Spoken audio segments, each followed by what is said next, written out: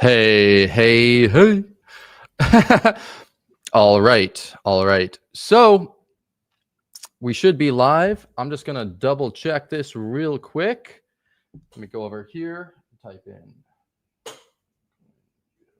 Coin Bureau Trading. I'm just gonna make sure that everything is looking good and sounding good. What's going on, guys? I appreciate you. I'm here with my shorts opened as well. So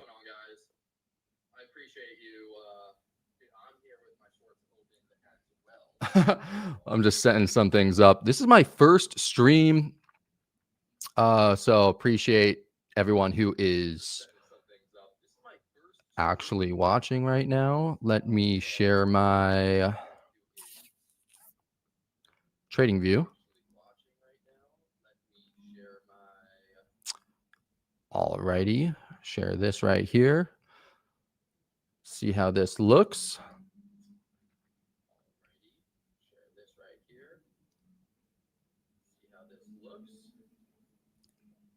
Is it coming up any day now?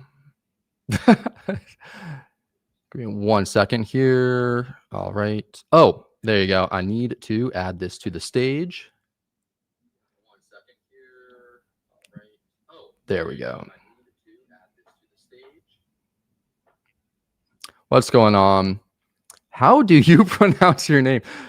Dumitru 5229?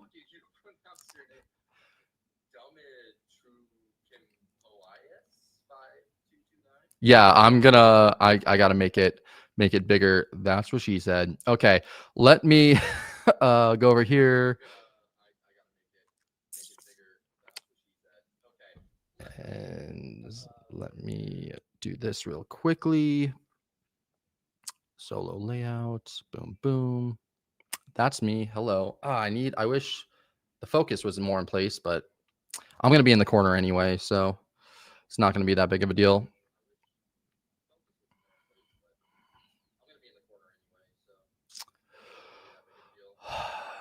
All right. I need to make this a bit bigger. So I think that this will be probably the best one for me. So let me try that. Boom. Oh, there you go.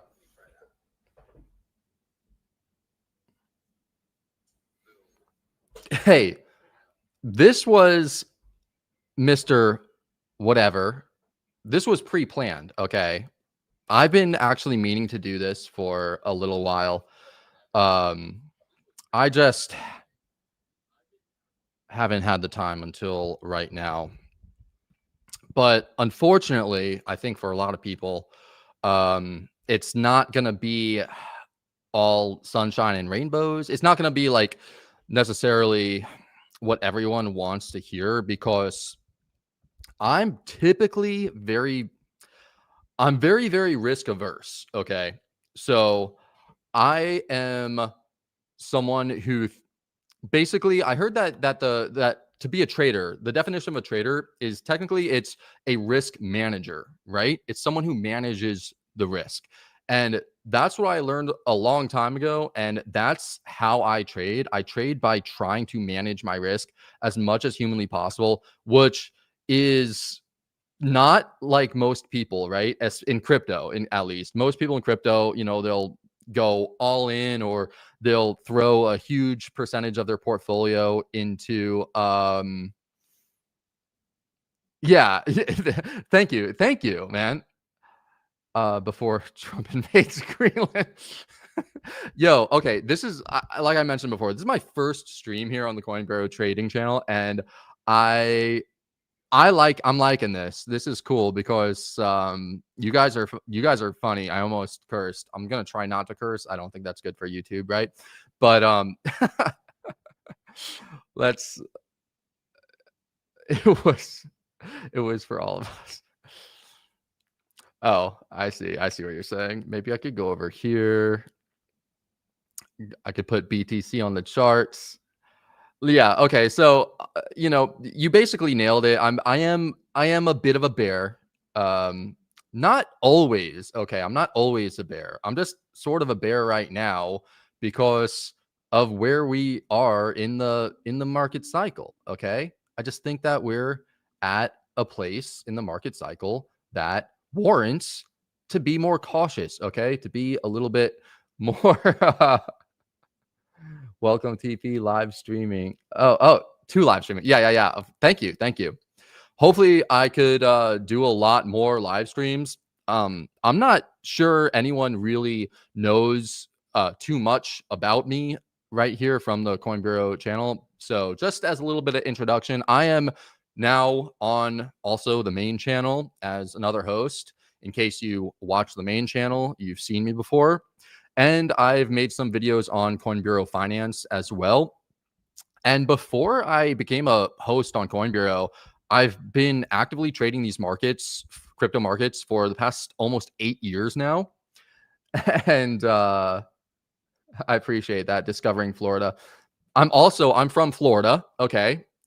Let me know where you guys are from because I want to know who actually is watching this during these market conditions, because everyone watches, crypto when it's going up and it's at new all-time highs, right? But you guys are the real deal. You guys are basically crypto connoisseurs, the fact that you're watching it from here. I mean, and we're down off the highs, and a lot of the altcoins are basically dead at this point, or down tremendously at this point, right? Romania is dope. I really want to go to Romania. Um, but anyway, let me get back to it. I was France. I've heard some things about France. I don't good and bad.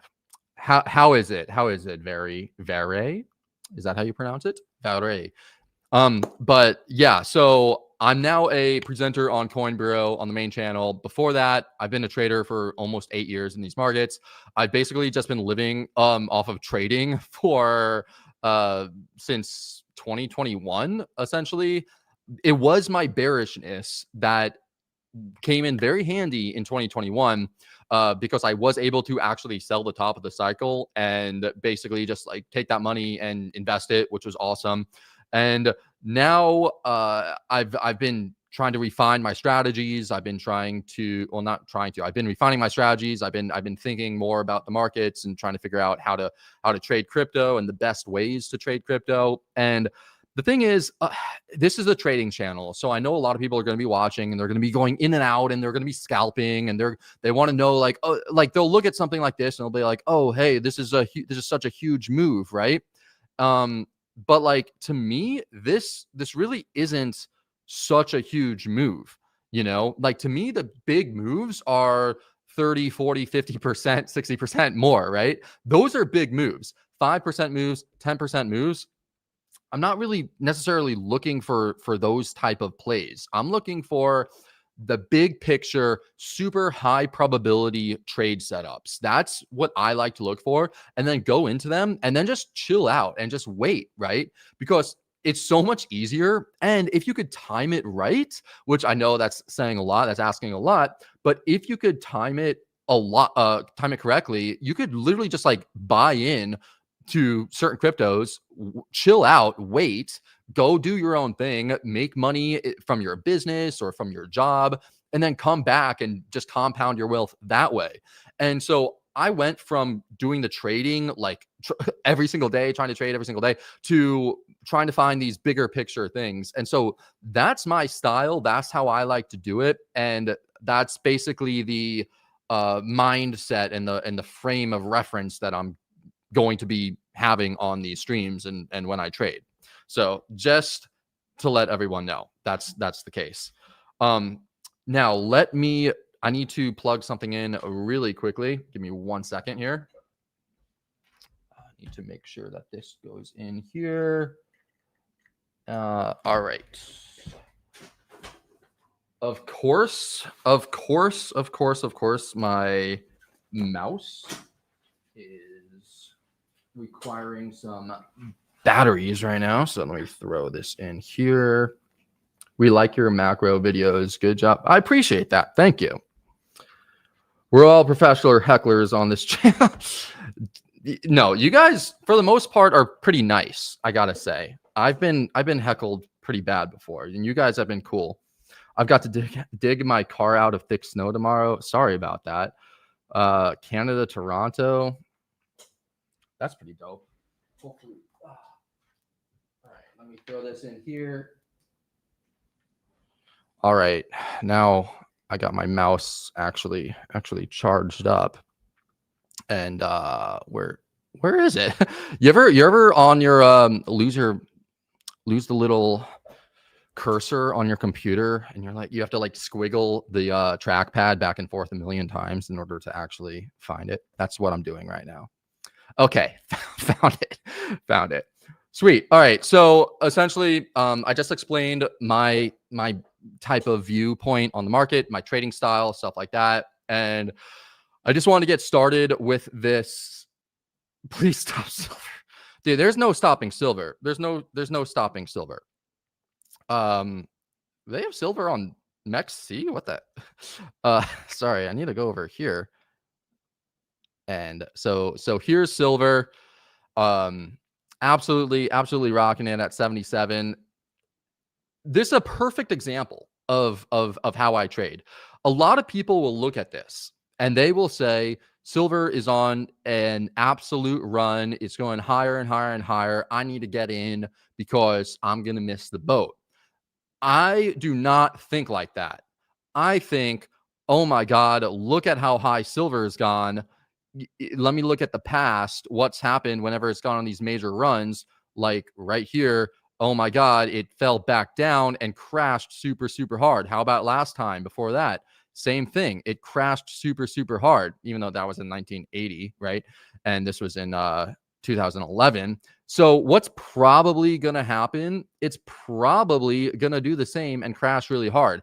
However, I will say that I think because of the global circumstances right now, I think silver is going past a hundo. I think silver is going to go past 100, but I think that it's going to. I think that eventually it's going to crash down. Like just literally looking back at how I just did, right? Like think of it like being right here, back in 2010. Like it climbed up so high from $7 and from basically like $8 to $30, right? And then you're like, oh, it's up so high. I don't want to get in. But then everyone else climbs in and then they end up making money as well, because then it goes all the way up to 50, but then it crashes all the way back down. So I think it still has room to run, but how much more room to run? Maybe like 35% or something. No, not from there. Maybe like, 30%. Let's just say 30%. Yeah. But I think within the next, year or year and a half, it's going to end up falling much further down. Right. So do you want to trade this? That's the question. You could. And how I would do it is you can't really use these high time frame things. You can't really use these high time frames to trade, because if you do, where would you get in, right? Where would you get in that would give you a trade idea that would be invalidated at a particular point? And this is what I'm saying. I don't even need to draw out it, because this is it. It's going straight up, right? It's going straight up. This is the weekly chart. And you could apply this to any chart. You could apply this to any cryptocurrency, any stock, anything, right? This is technical analysis. It's going straight up. So where do you want to buy it? Well, let's say you buy it right now. Let's say you buy it right now. Okay, boom. This is the long position. This is the indicator. It's a long position indicator, right? So this is where you are going to take your profit at the top of this green box. And this is where you will have your stop loss at the bottom of this red box. So that means that once it reaches the top of the green box, you're going to pull out, you're going to take your profits. And if the price falls down to the bottom of this red box, which in this case is $60.77 for this particular thing right now, then you're going to sell at a loss. Why do you have a stop loss though? What's the purpose of a stop loss? A stop loss is to be put into place to show you where your trade idea is invalidated, right? So what would make sense here? you could think in your head, okay, well, this is a weekly chart. Last week, this was the low of last week. So I'm going to get in right now and I'm going to put my stop loss, right underneath the lows of last week, because that makes sense to me. Not like, I'm not saying that actually makes sense to me, but if that makes sense to you, then that makes sense to you. Maybe you trade on the weekly time frames, or you've seen this setup before, so you could do that. And then you could say, oh, well, silver is going to keep on going up, it's keep on soaring because of the silver that's in technology, right? So you could put this trade on and this would make sense. This could make sense. This is not really something that I would do, because I don't necessarily use the weekly charts. But also, I'm not a big trader of silver per se. I just buy it, at the big macro levels. Like a few months ago, we were talking about silver, and like a couple of people I know, and they were able to get in. So I just buy and hold it. I don't try to trade it. Same with the S&P 500. I just try to like buy and hold it, right? But typically, you need to go into a lower time frame in order to put on good trade setups that actually make sense, right? And so I'll go down into the daily time frame on this and I'll look at this. And what up, Jordan? And so, oh yeah, trailing stops as well. Trailing stops as well. Perfect thing. That's a little bit of an advanced topic though. So that's something that I'll have to get into later. But essentially, like I was talking about, you need to have stops in place just in case your thesis is wrong. And when something is just going parabolic, like how silver is, you need to think about, where am I wrong? Because you're most likely going to be wrong at one point. And let's say you put this trade on and you buy it right now and you don't have a stop loss, and then it ends up just turning around and just falling all the way back down, the same way how it did in the past, right? The same way how it did all the way back here, like what I showed you, right? And it just falls all the way back down and just falls all the way back down. Like, you're going to lose a tremendous amount of money if you don't have a stop loss in place, right? So that's why traders, aka risk managers, like what I talked about before, always have stop losses, right?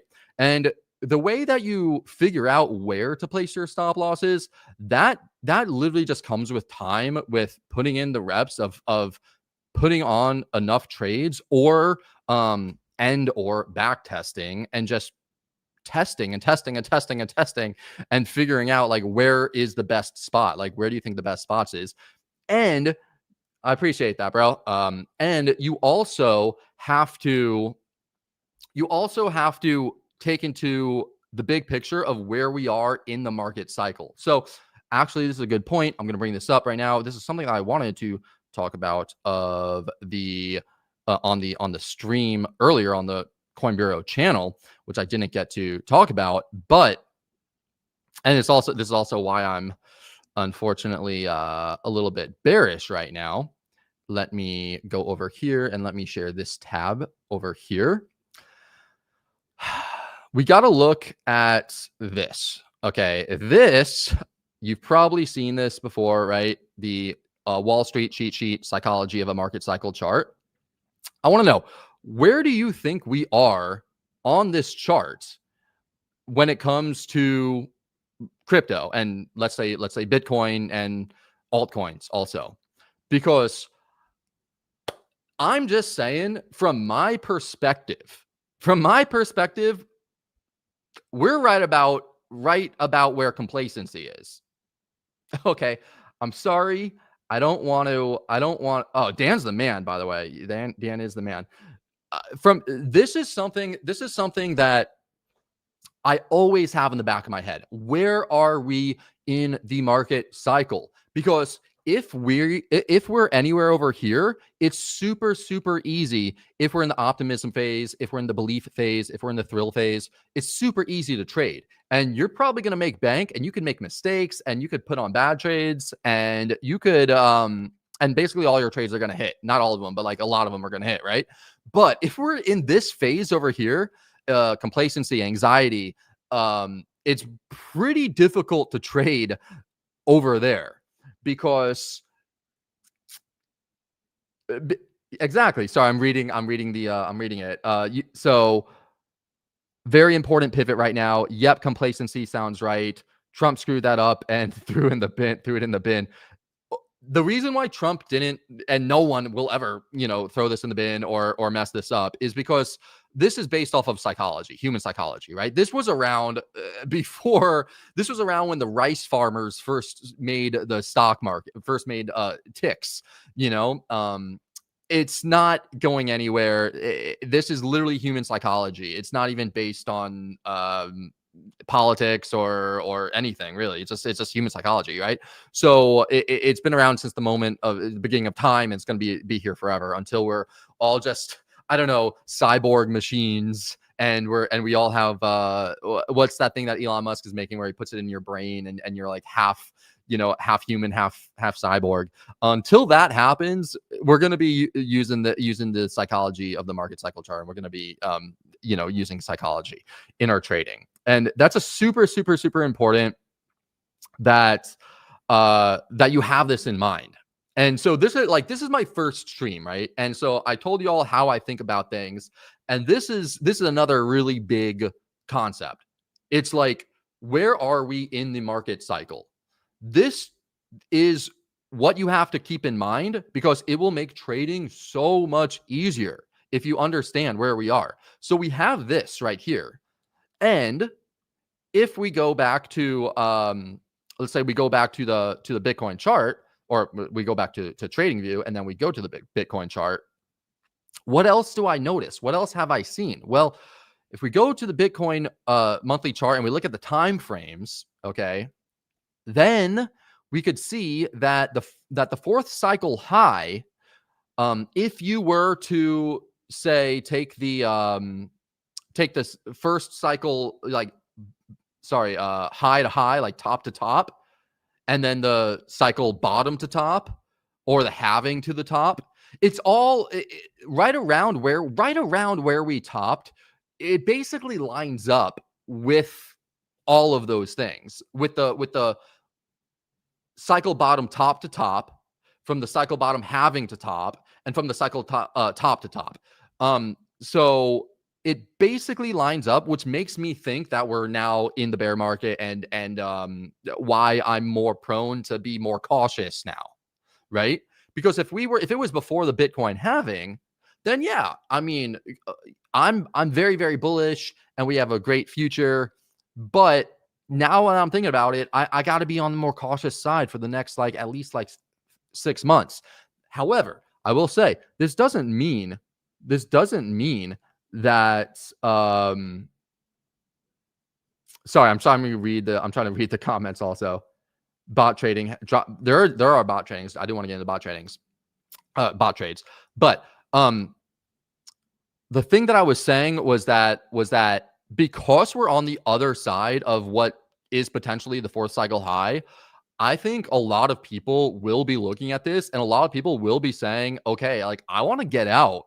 I want to sell on moves up, whether that's at 97K, 108K, or 100 and, let's new all-time highs even, although I don't think we're going to have new all-time highs. We totally could. But trading, and this is another big concept, trading is always a game of probabilities. It's always a game of probabilities. You're never going to be 100% right. You're never going to be 100% wrong. Well, I mean, you might be 100% wrong if you're that bad. But trading is just a game of probabilities. So what you have to do is you have to take into account all of these different data points, all the different data points that you could find that make sense to you, that you understand, put them together in a cohesive manner, and then create a thesis based off of all of these data points that you look at. What I've looked at are the halving cycles and the Bitcoin from bottom to bottom, top to top, all this stuff. This is one thing that I looked at. The other thing that I looked at was what I showed you before, the psychology of a market cycle, cheat sheet. This is the other thing that I looked at before. The other thing that I look at is ETF data. I look at the ETF data, and I see, hey, look, we've been, having negative ETF data for, quite a while now. And when this turns around, then maybe that will be a good indicator that the big institutions are buying more Bitcoin again or buying more Ethereum again. And there's just a lot of where I'm trying to find the actual data on this right now, but essentially what you have to do is you have to come up with your own analysis and own understanding of the market. And look, I'm not perfect with it, right? I'm not perfect with it, but I did do this analysis. I did do this analysis like a year and a half ago of where the fourth cycle high should be. And I had it down on September, the last week of September, and it was like it was a week off. So there are definitely different things that you could do, which give you like really good odds of of succeeding. And so the other thing that I think is really, really important when it comes to trading, okay, is number one, liquidity. Yes. Number two is to not get so caught up in what everyone is saying and start freaking out over everything, right? Because a lot of people right now are screaming like, "Oh my God, this is crazy. Bitcoin's up. The markets are pumping. Respect the pump. It's going to the moon." All this stuff. You hear it all the time, right? And you know what? We could, but look at where Bitcoin is, 93,000, right? Let's say 93,600. Where was it? Where was it December 11th? The same price. Where was it like just last month? It was the same exact price. We're in it, like this is a range. Let me go to my other Bitcoin chart. Just explain this, right? Like this essentially is a range from, let's say, 84,700. Let's say that's the bottom of the range. And let's say that this is the top where it bounced off of and had resistance like 1, 2, 3 times. 90, let's say 94K. That's the range. We've been in this range since November. So everyone's like freaking out, or everyone's like put so much emphasis on these moves, on so many moves, right? Like every time there's a move, you have so many people jumping out like, "Oh, this is it. This is it. Alt season. This is it. Bitcoin season. This is it. Your sideline better be ready." All this stuff, right? and good. That's a good one. And we're literally in the range. We're literally in a range. So just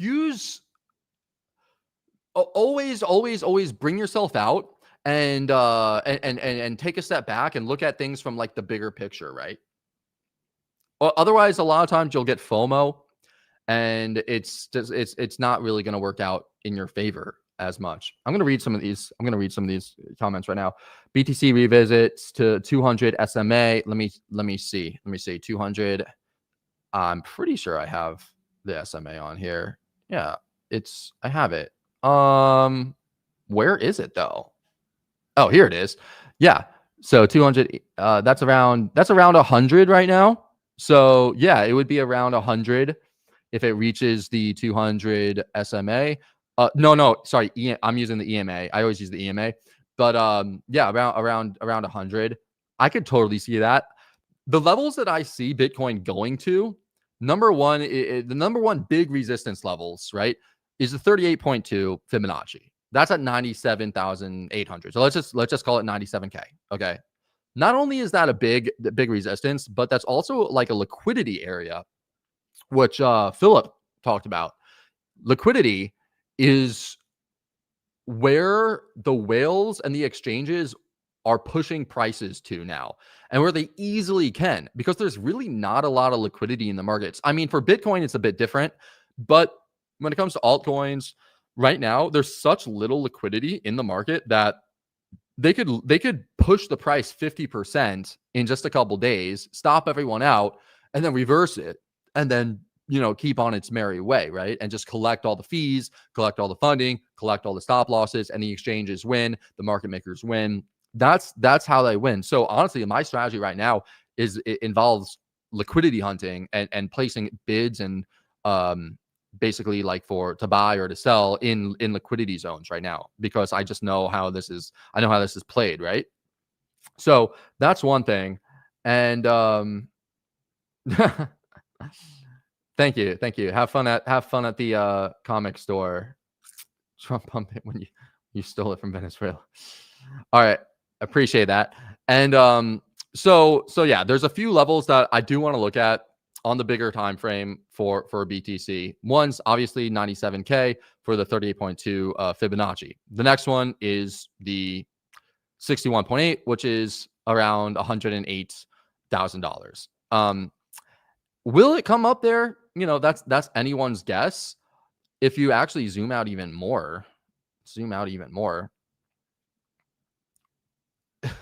you could say that this is starting to form a head and shoulders.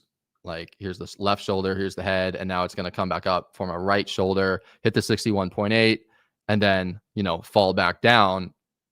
Does that seem out of bounds, right? Does that seem like something that's impossible to happen? Not really. It seems like something that's very probable to happen, to be honest.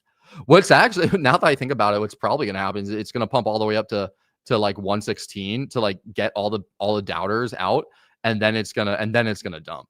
I wouldn't be surprised to see that, because there's absolutely a ton of liquidity right there. But yeah, as of right now, I'm bearish, and on the overall market cycle, I think the market cycle is over. We fell below, the gigantic support that's been holding us up since 2023, and we fell below that. We fell below the 200-day EMA, and it's like pretty obvious. So if we do pump up to and we continue this cycle, and this just ends up going all the way up to 150,000, I'm gonna be super shocked about that. However, I'm not just gonna stick with my thesis that it's over right now, or that the market cycle is over. If we start pumping and things get bullish again, so this is gonna be, I guess, I don't know, topic number 5 now on big ideas that you must have as a trader that most people in crypto don't have. Yo, where's Guy at? Guy, if you're watching this, let me know. All right. I'm gonna answer this in one question. 1 second, I mean. So the other big thing, so far, I went through my trading style, which is like bigger picture, like big areas. I want to go into the areas where I have high confidence in, where I think there's a very high probability of something working out in. And I don't want to get caught up in the minutia. I don't want to get caught up in the noise. That's number 1. Number 2 is I always look at the Wall Street cheat sheet psychology of a market cycle chart, and I always try to think, where are we in the market cycle?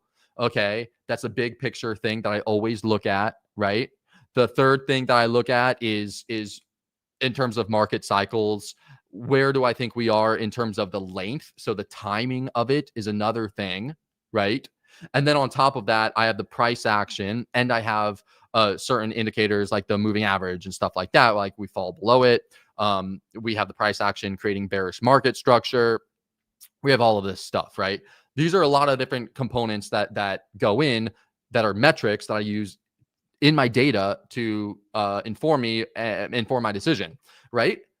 Now, the thing that most people, 99% of people on crypto Twitter and in crypto and probably in general, don't understand is that as a trader, and this is a trading channel, so you might understand this, you'll probably understand this, but most people don't, is that traders are like water, and they can maneuver, and they could change their bias, and they could change their thesis.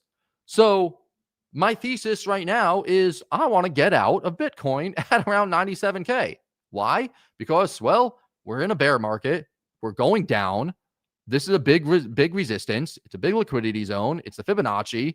It's the huge SR flip area. There's a lot of, there's a lot of stuff, a lot of confluence, what we call when a lot of things come together, that's called confluence, comes together at this area. It's at the 200-day EMA, right? So, okay, so I'll sell here. Let's say it keeps on going up. Well, what am I just going to be like, oh, I sold here, I'm never buying in again, ever again? No, of course I'm not going to do that. Of course I'm not going to do that. Say it keeps on going up, keeps on going up, keeps on going. Okay. Well, then you say, hey, look, I was wrong. I was wrong about this. What do I need to do in order to get back in? Well, how about, I don't know, get back in on a pullback? Okay, so let's say it goes all the way up here. What can you do now? Get in on a pullback? Okay, get in here. And then let's say it goes all the way down. It keeps on going down, and then it's back into a bearish market structure. Okay. Well, then you change again, and you change it again, and you say, okay, well, what am I going to do now? I'm going to get out. I'm going to get out on a bounce. It's that simple. It's that simple. It's not like, oh, I'm bearish, so I'm completely sidelined and I'm out of the market forever, and I'm never going to go back in. So if it goes back up, I'm out of it. And it's not going to be like, oh, I'm so bullish, I'm bullish, and then it starts to go down, and then it's like, oh, I'm still in it, I'm still in it, I'm still in it. And it's like, no, I'm going to get out on a bounce if I'm bearish. I'm going to get in on a pullback if I'm bullish. Okay. All right. So what was the hey man, Philip, don't you have a comic store you need to go to? I'm just playing. You could stay here. All right, Lewis, I have a question for you. Do you think market makers will let all traders use the same fractal as 2021, a dead cat bounce to around 107K, and then all traders take a ride down to the bottom? Well, the thing is that there's going to be a lot of people that if it does come back up to 107K, a lot of people are just going to FOMO back in. So it's like a lot of times, this is honestly like, it's sort of crazy. It's sort of crazy to say this, but a lot of times just using the most simple technical analysis, support resistance, whatever, market structure breaks, whatever, seems to work really well. It seems to work really well. I mean, I made a few videos on Ethereum back in September, not to toot my own horn, but back in September, before the big liquidation event, I was like, it's over. Like it's 100% over. Why? Because what happened with, I was looking at Ethereum and I saw Ethereum, it hit the previous 2021 highs in November. Okay. You can see it hit that right here around just under 5K. And then it fell down. It went back up, and then it fell down, and it broke the market structure to the downside because it made a lower low right here compared to right here. Okay. It's never done that, low, high, higher low, higher high, higher low, higher high, higher low, lower high, lower low. That was a break in the market structure on the weekly time frame that was negative after hitting the biggest resistance possible, which was the previous all-time high. That's super bearish. That's like the most bearish thing you could possibly have done. And the only way that it would get to be bullish again is if it closed back above the previous highs, which are right here at 4,600. So this was the time. It was pretty obvious to sell if you're looking at Ethereum. Bitcoin was a different story. But I like Ethereum when it comes to determining what I'm going to do with my altcoins, because it happened in 2021 as well. Like the same thing happened in 2021. Like when Ethereum started going bad, altcoins basically went bad. So I look at Ethereum and I track Ethereum in order to track my altcoin portfolio and determine whether it's a good thing or a bad thing to be into alts. And so your thoughts on ETH BTC over the next few weeks?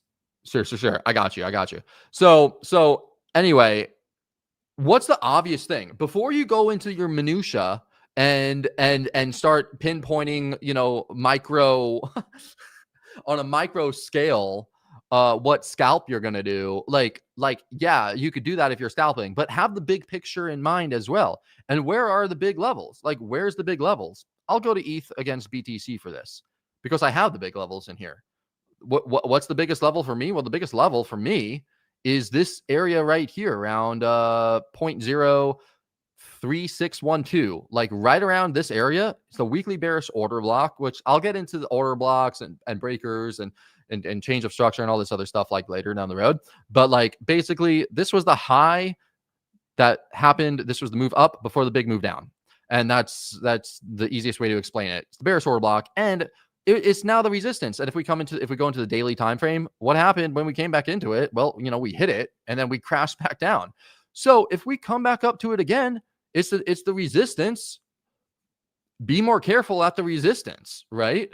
like it's pretty easy stuff, right? So, and even looking at let's go to the weekly chart and look at where the Ethereum bottomed out. It bottomed out right here, right? Let's go back down. Let's take this, zoom it out all the way to the left. It pretty much bottomed out like at the same spot where it bottomed out back in January of 2020. So it's like if you were waiting to get into Ethereum, to switch your Bitcoin into Ethereum, like this was the time. It's like you could say, oh yeah, obviously is the time now, but like also it was the time because it was the biggest support area like of history. So it's like, what's going to happen if it comes all the way back up here? Let's say it goes all the way back up to, back up here. What are you going to do? Obviously it would be good to sell, right? So it's like, yeah, like I think a lot of people, they overcomplicate it, and they get so caught up in the lower time frames, and so caught up in the noise, and so caught up in the fact that like they'll go on crypto Twitter and they'll see like all of these people hyping so many things up, and just talking all of this craziness, and like it's not even a big move. Like it's like the move isn't even that big, and yet and then you'll either buy or sell because you'll get FOMO in one way or the other, right? So always take a step back and just breathe and look at it on the higher time frame, and think of like what the big levels look like, right? And go with that. So, man, all right, it's 9:20. I don't want this to be like too long, but I do want to be doing these streams often. And I think what I'll do is I'll have like a lesson, and I'll just like make a lesson like within the stream, and then also like share my thoughts of the market and everything like that. I shared my thoughts of the market with you guys like right now. Essentially, like, yeah, I'm still bearish. And like if we do happen to move up, I'd be selling like all of my Bitcoin. But like I'm not gonna be buying things like I'll look at Pepe, right? Like I'll look at Pepe. Like I'm not gonna be buying this right now, right? like because unless there's a reason, like unless there's like a big reason fundamentally to buy something, I just really like don't see the reason why. Unless, like I talked about in the beginning, you put on a position and you have a stop that makes sense, right? Like let's say your stop is like here, like, and that you're putting it here because you think it's just going to keep on going up and it's not going to have a pullback, and this is below this low and this low and all of these other lows, right? Okay, I mean, that's a trade thesis that you could take. You could do it. I don't know how well it works out, to be honest, because like what I do is I wait until something happens, until the coin and the price reaches the level that I know is a good level. And thank you. Yeah, exactly. So anyway, I wait until the price comes down to a good level that I am comfortable with buying, and then I'll either buy a little bit like immediately, but typically if I'm gonna go in with more and I'm gonna risk a few percentage, like 1, 2, 3% of my account or something like that, I'll wait until something happens on the chart. And by something happening on the chart, what I mean is I'll wait until the chart tells me it's a good idea to buy. Usually, and that's price action. Okay, that's PA for short, price action. And that is the first thing that I think everyone should probably learn about is price action. And price action, it's simply like each candlestick on the chart. And so each candlestick on the chart, I'll go back to Bitcoin, tells you a story between the bulls and the bears. And if you could learn to read them correctly, then that will make you such a better trader. I remember I was trading for like 2 years before I really just decided to sit down and I read this book called Naked Trading. And it's literally the only thing that it is the patterns is the chart patterns of the candlesticks. That's it. And it just talks about the candlesticks and understanding the candlesticks. And that helped me so much. It helped me so much in my trading. And so that's what I do now. It's like I look at the candlesticks and then I add everything else on top of it. So if you are trading, if you're a trader, you're watching Coin Bureau trading right now, and you're seeing what should I do? Like, what is something that I could do that will significantly increase my trading capabilities?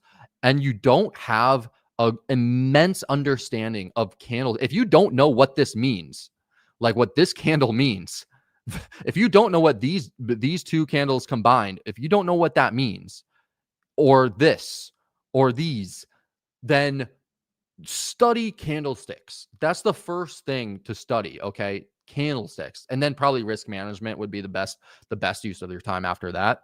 By the way, I do have a dude, you're hilarious, man. I do have a channel. If you just type my name in, Louis Raskin in YouTube, do it after the stream. I do have a video on risk management. Yeah, Louis Raskin risk management. You'll see a big video I made. It's like over an hour long on risk management. Highly recommend it. But the other thing is understanding candlesticks, individual candlesticks, because a lot of people, what they'll do is they'll learn chart patterns. They'll learn chart patterns like the head and shoulders or the rising wedge or the triangle, but they don't understand the candles that happen in between, like each and every tick, right? Or each and every candle. And understanding the candles will help you so much more than understanding the patterns. The patterns are built on top of the candles. Okay.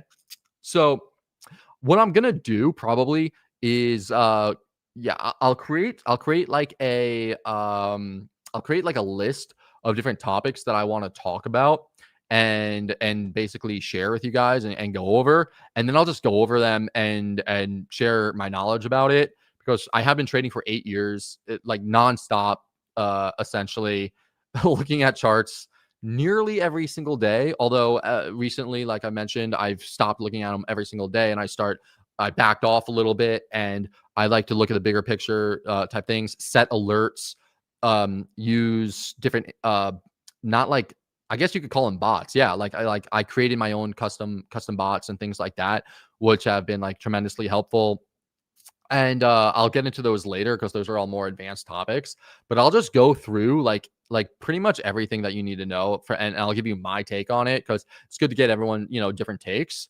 And then I'll do that. So if you have like anything that you are interested in, drop it in the chat. And I'll go over it. I'll put it in on the list, to go over it. So essentially though, Bitcoin, right now, 93.3, 94K. Obviously it's looking good, but from a trader's perspective, we're at a resistance, at the range. And there's two areas where you don't want to long. The two areas where you don't want to long are 99% of the time. There are certain occasions where you will long on these occasions, but most of the time, the two areas where you don't want to long are at the resistance. I'll make it a red triangle at the resistance, right? Triangle. It's a freaking rectangle, and in the middle. So, AKA no man's land. So if you look at this right here, and you just look at this as like a range, right? This is the bottom of the range. There's the top of the range, bottom of the range, top of the range. And you look at this as a range. Okay. Where do you want to long? You do want to long down here at the support. Okay. Where don't you want to long? At the resistance. And you also don't want to long in the middle because you don't know what could happen. You really don't know what could happen in the middle, you know? Like it could keep on going up, but it could also just do what it did like here and just go back down and trick you and then go back up, right? It's called no man's land for a reason. So you got to set your zones, right? You got to set your zones, set your alerts, maybe set small orders in these areas, in the areas that you feel confident in, and then just wait and be patient. And that's the game plan. That's the game plan for as long as we are, in in this type of environment. Like as long as we're in this type of environment where it's choppy and range bound, that's my game plan. Because honestly, even back here in October and November, and October and November, this was honestly not difficult to trade. Why was this not difficult to trade? Because we made a move down and we broke the market structure. We broke below the previous lows, which typically we don't do. And then we made a move up, created an equal high, a very bearish candle, and then we made another lower low. So it was in a downtrend. It was in clear downtrend at that point. So what can you do? You could say, all right, well, I'm going to short a move up. And I'll short, and I would probably have shorted it like at around 107, like 500. So it just missed it. The area where I personally would have shorted it. But like the play is like, hey, the trend is going down. Let's short it as it comes back up and have it continue to go down, and the price will continue going down. Likewise, if you scroll back just a little bit, the price is like here. The price is going up. Okay. So what do you want to do? Well, you want to long it. You want to go long on pullbacks as the price goes up. So, people, it's like they're crazy. Like the way that they just like throw so much stuff out there and just talk with their emotions and stuff. It's just nuts to me. And so a lot of the times I like to just drown all of the noise out and stop listening to anyone else. And like this is honestly, this is the year where like I do my own analysis, right? Because a lot of times you look at other people and you just, oh, is she? And so say what up to Gabby for me, okay? Okay, Philip. And so yeah, you just gotta really like study and figure it out on your own, or you got to find someone who actually knows what they're doing and and follow them. But like the problem is that there's a lot of people who don't know what they're doing in this space. But yeah, if you could find someone and it makes sense to you, and you go back and you back test it and you forward test it and you trade it yourself and you like it, then that's the way to go. That's the way to do it. But be fluid, always be able to change your bias, always be able to change, your long or your shorts. Use stops, don't get stopped out. And I think that's pretty much it, unless anyone else has any questions. I know there's probably, I mean, I don't know how many people are watching this right now. Because yeah, where does it actually show that? I want to check. Da, da, da, dun, dun, dun. Yeah, I'll go over here. But regardless, that should be it. That should be it. We'll see if we do hit the 97K. I think we will. And when we do, that's when I'm going to be scaling out of my Bitcoin that I have. And after that, if we do keep on going up, I'm going to start looking for short positions. And that's literally thing. So I'll keep you guys updated with it.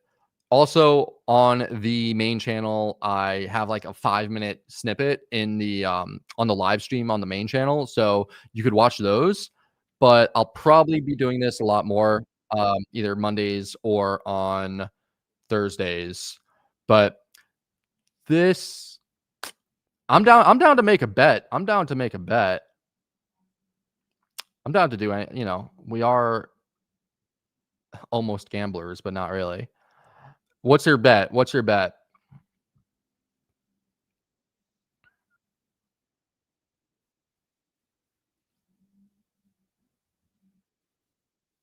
If it's a dead cat balance, I give a bear in Romania.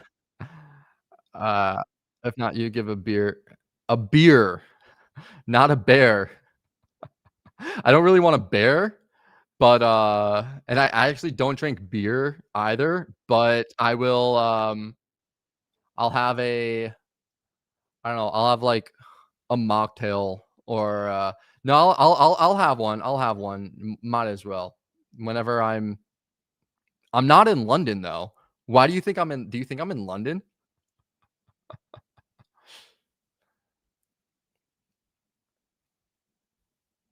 You know what's funny?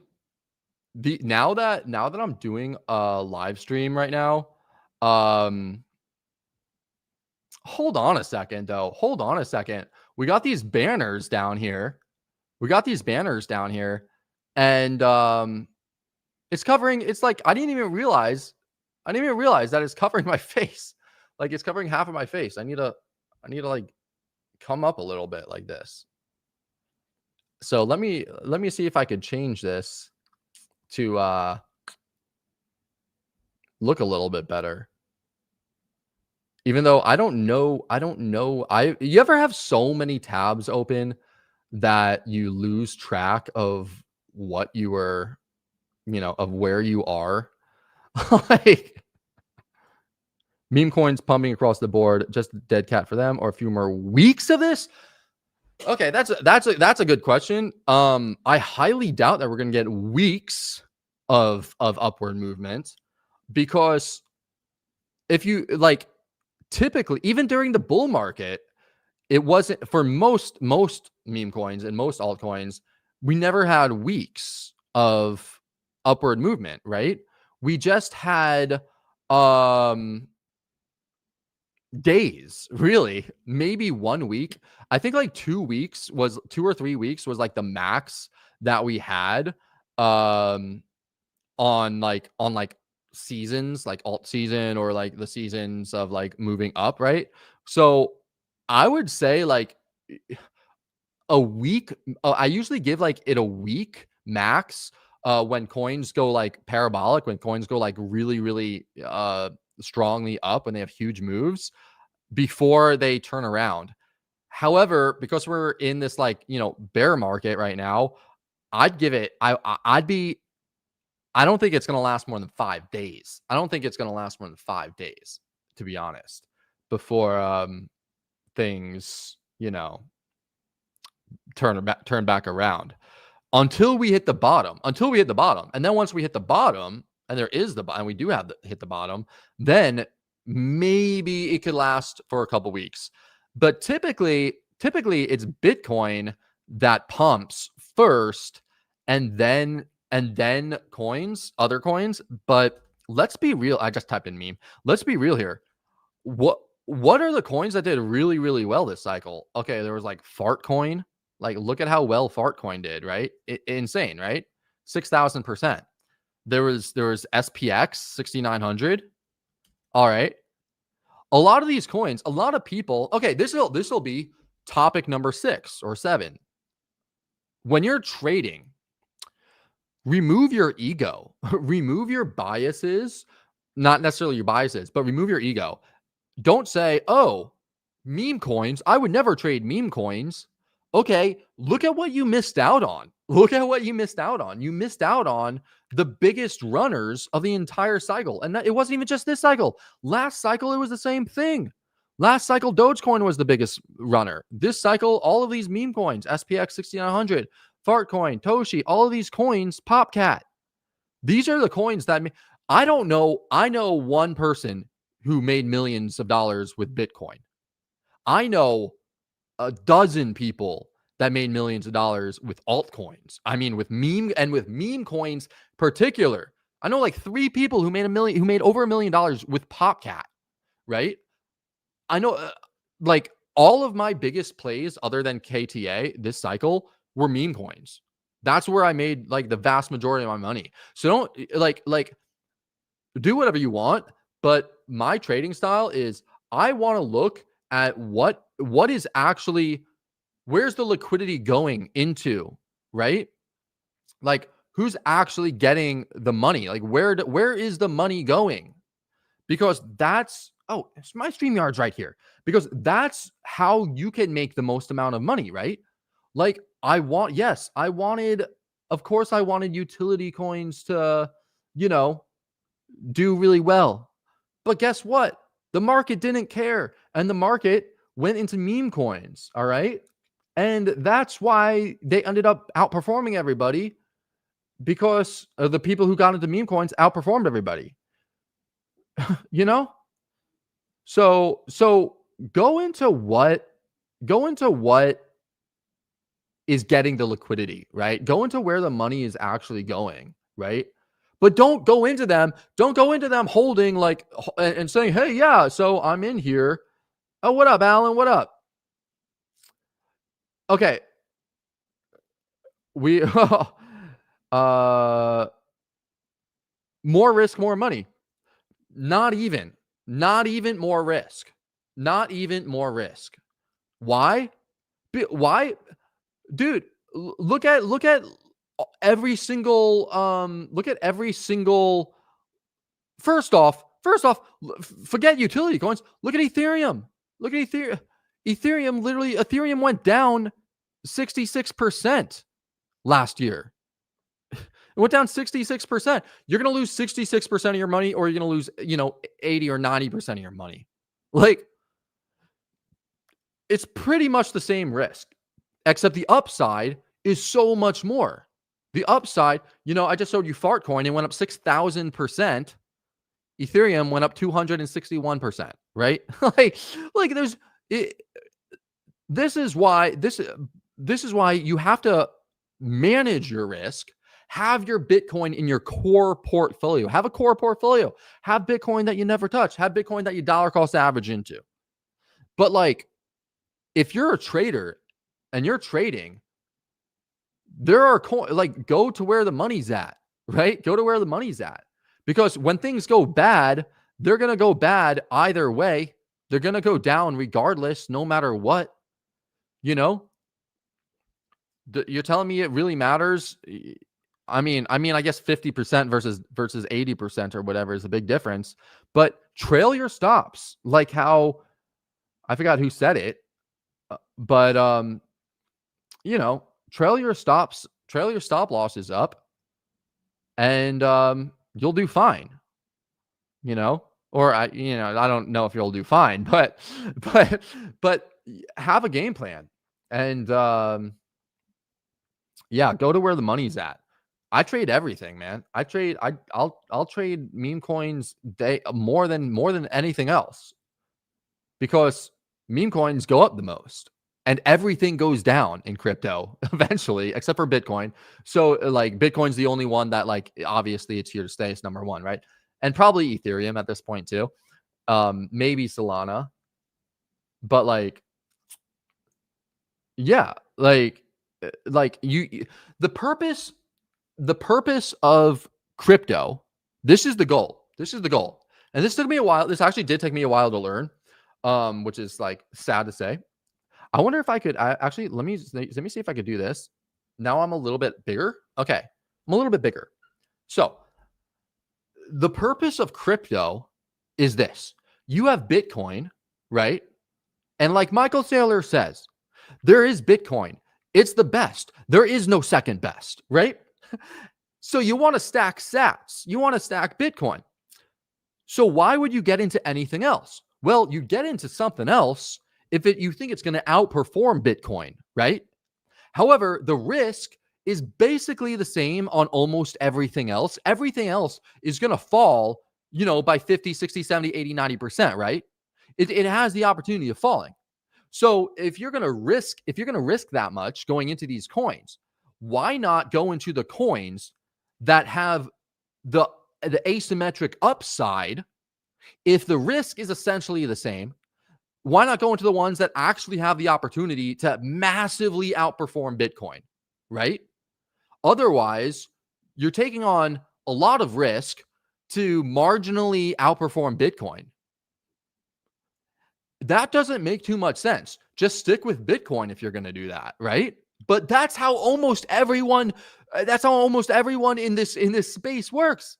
Oh, I'm going to go into like Aptos, you know?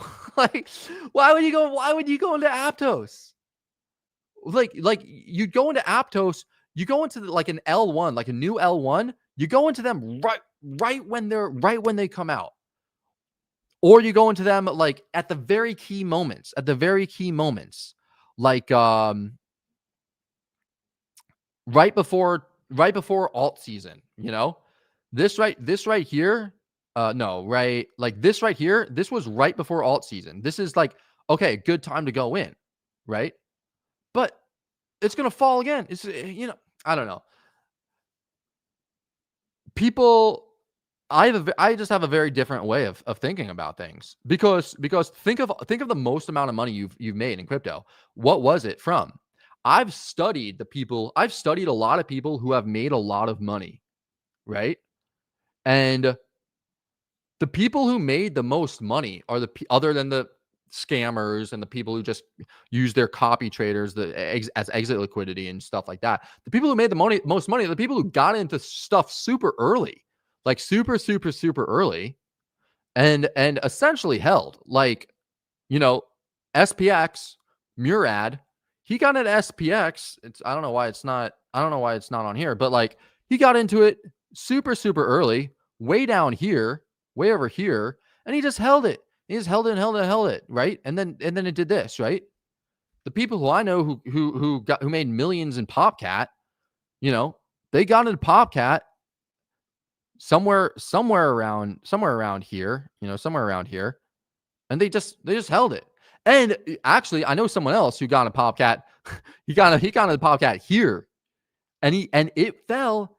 It fell 66% from where he got in, and he held that. He freaking held it, and then it went down 70% again, and he held it, and it ended up skyrocketing and going up. So you want a good strategy. Wait until the things are down so much, and then you have to think of the narrative, and you have to think of future consequences. What's going to happen in the future, right? Like this is one that my buddy did really well on. Really well on. Toshi, right? Why get into Toshi? Why would you buy Toshi super early? Well, you would have got into it early because you would have seen that the narratives were all about cat coins, right? It was all about dogs, and then it switched into going into cats, and there was all of these animal coins that were going crazy, right? So what do you do? What's the thing to do? This is the wrong Toshi, actually. I think it was on the base chain. Well, the thing to do would be to go into a coin that has the narrative around it that has a reason for people to buy it. Like Toshi is Brian Armstrong's cat or something like that, right? So, okay, cool. Buy it, wait until the thesis pans out, and then if the thesis pans out, you made a lot of money. If the thesis doesn't pan out, okay, you lost on that trade.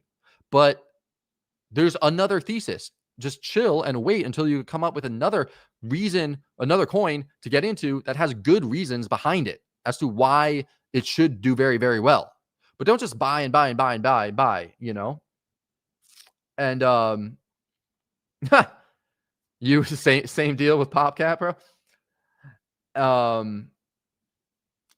No, the thing about shorting, the thing about shorting coins right now, altcoins right now, which I don't like to do, is that they have the opportunity to do this, you know. So, and I'll make the screen big again.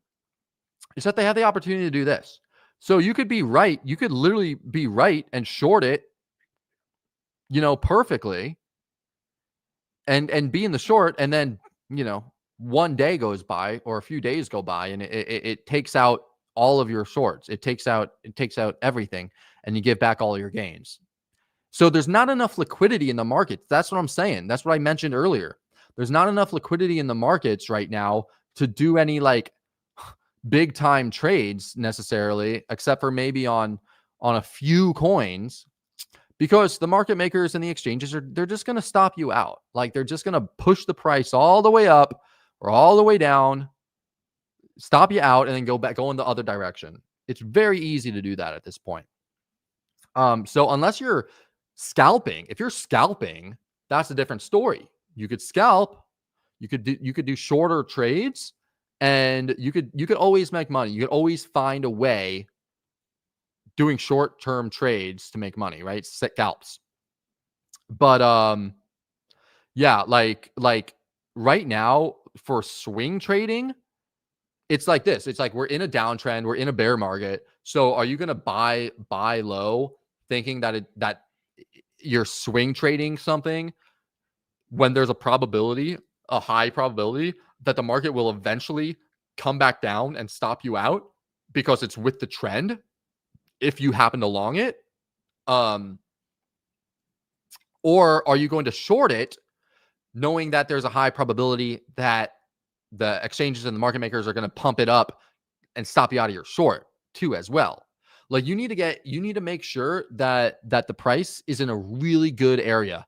And then trail your stops. That's what I would do. Trail stops to make sure that you don't lose money, because the number one rule, the best thing you could do right now is not lose money, right? Protect your capital so that when things get easy again, you could go in hard as heck and you could actually make a lot of money because you saved money and you weren't trying to trade when things were so difficult, right? That's alpha right there. The other thing is set alerts at key levels to make sure you know when to go back in, to make sure you are alerted, right? Let's make a short. I wouldn't short it right now. I wouldn't short it right now. This is not where I want to look for shorts. Like, remember what I'm talking about earlier? I'm like, set your areas of interest. Set your areas of interest. Where are you interested in taking shorts? I'm interested in taking shorts up around 97,000. That's where I would be cool with taking a short, because the probability, if it does pump up there, the probability of it going down is much greater than the probability of it going down, from right here. Even though we are at the previous resistance, we are at this, big resistance area. I don't know why this is green, to be honest. I think I just like put this in here to show you guys earlier. But like, yeah, I'm not comfortable going with short. And also, what I was talking about earlier when it comes to price action, if you look at this is something that I used to do that cost me a lot of money that I don't do anymore. Look at this chart. We are in this range, right? We're in this range, like I mentioned before. Okay. Boom, boom, boom, boom, boom, boom, boom, boom. And now we're at the highs again. So you might think to yourself, oh, the resistance. Here's the support. I want to sell at the resistance. I want to buy at the support. And you might be correct. In fact, you're going to be correct most of the time if you just do that. Just do that as the only strategy, right? However, there are going to be times where the price just pumps straight through either the support or the resistance, right? So to have a little bit more certainty, what you could do is you could have an alert go off when it hits the zone, and then just check it every few hours. So going down a 12-hour chart, going down to the 4-hour chart, and just wait, maybe even the 1-hour chart, okay? And just look at the price and wait until at least there's some confirmation or something on the lower time frames that shows you, hey, look, it's time to go short now, right? That's going to save you so much pain, because there's going to be so many times where you're going to go short, but then the price is just going to rip right through it. But if you wait, and let's say the price ends up doing something like this, okay, boom, and it makes a lower low. It actually makes a lower low because as you can see right now, this is the low, and then it made a higher low, and then it made a higher low, and essentially it's made a high, higher high, a little bit of a higher high, higher high. It's making higher highs and higher lows consistently. It's not showing any signs of slowing down. So I'm not gonna short something that is not showing any signs of slowing down, even though it's at the resistance. I'm not gonna preemptively short. I'm gonna wait until on the lower time frames it shows me something. And I actually have a video. If you type in Louis Raskin trend lines, I'm pretty sure that's going to be the video. It'll show you what I'll show you right now. Typically, price goes like this, right? Like price ends up going like this. So what does that mean? That means that you could have a trend line like this, and then you could have a trend line like this, and then you could have a trend line like this, right? The trend lines get steeper and steeper and steeper. So you could plot these trend lines out like how I did it right here, right? And you could just let's say that another trend line happens. So you could, and it goes like this. This is going to be the second trend line. You could wait until the trend line gets broken, and that's going to give you confirmation that, hey, look, now might be a good time to short. But if the price is just going up and up and up like this, and the trend lines are getting steeper, what's to say it's not going to go like this next, and the price isn't going to go like that, right? But if you do draw this trend line out like this, and then the price does finally dip underneath of it, okay, boom, you could short, you could put your stop right above here, and you're solid. You have a stop loss, a predetermined. You have a way to determine exactly how much you're going to lose if you get stopped out at that point, right? And that's the way professionals do it, and that's the way to make sure that you don't lose too much money and you manage your risk correctly. Okay, and that's something, like I mentioned, that's something that I learned after years of trading. Took me a while. Took me a while to figure this out, but yeah, it's like silver. It's like silver. I'm not gonna short silver right now, right? I'm not gonna long it. Of course, I'm not gonna long it, even though I do think like it still has a lot of room to run. I'm not gonna long it, but what I could do is plot this out. I could plot this out, okay. And the first one you could see already. What was the first one? The first one was right here. All right. And this actually looks like it formed an ascending triangle, and then it broke out of the ascending triangle. All right. And now the second trend line is this trend line right here.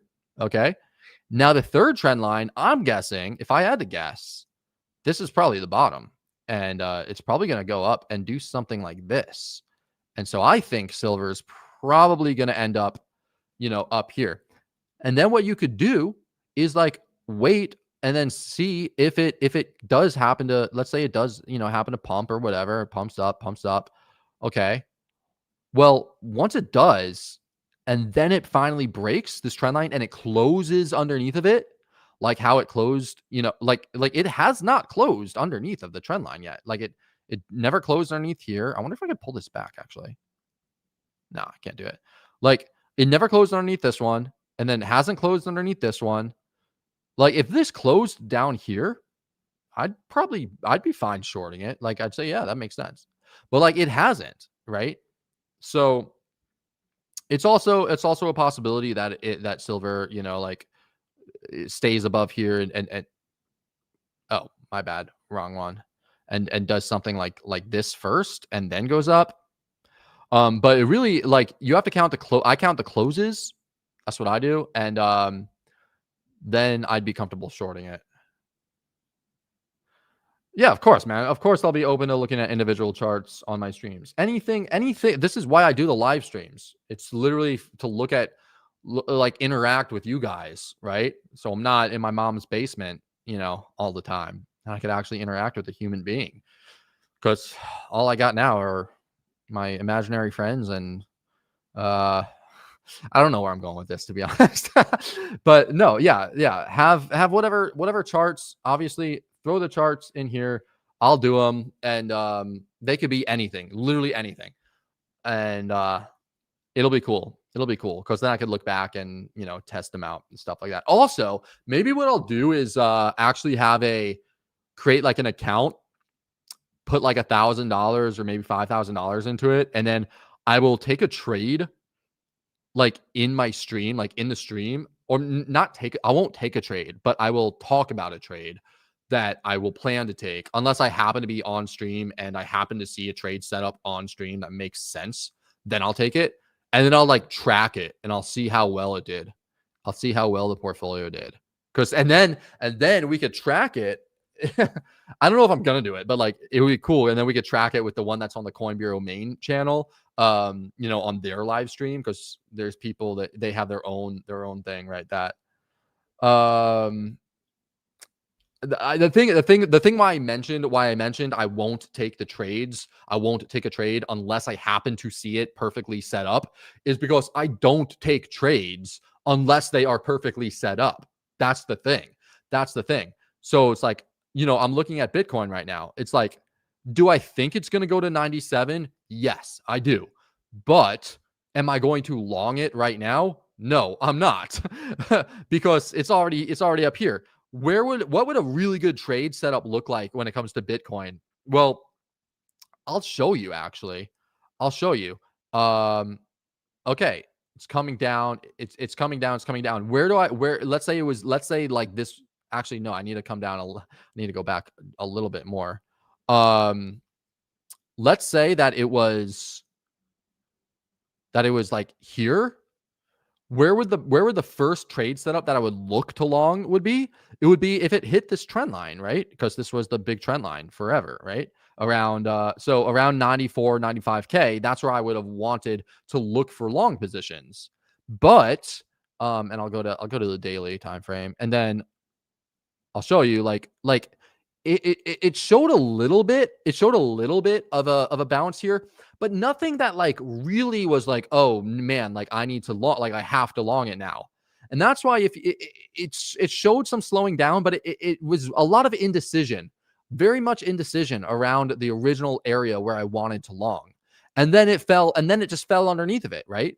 So where's the next area that I would want to have longed it? Well, it would have been 80,600, because that's the golden ratio, right? So that's the next area that I would have wanted to long. And it doesn't matter what happens. It doesn't matter what happens until it gets to the area where I want to long. Anything could happen in between. It's all noise. Okay. I will only take trades if they come into the areas where I want to long it. And so let's see. It came into this area. It tapped it. And then it tapped again and it shot up. So I don't see anything here, but maybe if I go down to a lower time frame, I could see, I see like, okay, it did make somewhat of a nice bullishness over here, but still to me, I probably wouldn't have longed it around here. I would have had to wait. I would have been waiting. So what I'll do is I would wait, and I would keep on pressing. I would keep on, waiting and waiting and waiting until like finally, I'll just go to I'll just, do the whole thing until finally what I would have done and what I would have seen. I know I saw it here. I forgot what time frame it was on, but there was something that I saw that was super, super bullish. Maybe if I take this here. Oh, that was it. Yeah. So I would have taken the fib from here to here, from like this move up, and I would have saw, okay, this looks pretty bullish to me. Like this is a bullish candle. I'll long it here. I'll put my stop right underneath of it, because I'll know how much I'm going to lose. And that would have been my trade setup. Because like, to me, this makes sense. I know it probably does. Maybe it doesn't make sense to everybody, but like putting on a trade like let me let me okay, putting on a trade right here, like at this candle, would have made a lot of sense to me because it's in a good zone. It's near the 61.8 golden ratio. We're making an uptrend. Like there's just a lot of confluences over here. But right now, obviously, there's not really something that I could do. But yeah, anyway, if I have a position to take live, I'll take it live. And I think I'll just end this here because it's 10 o'clock. So it's been an hour and a half and I've been talking for a while. So I appreciate you guys for coming out. I got to find a way to get these banners like moved, or I don't know, move me up a little bit so y'all could see me a little bit more, a little bit better, because obviously I can't have this going on. But yeah, I'm gonna do that. And if you have any coins you want me to chart when I'm on the stream, just drop them in the chat and I'll do that. With that, thank you so much for watching, and I'll see you next week, probably. All right. Peace out.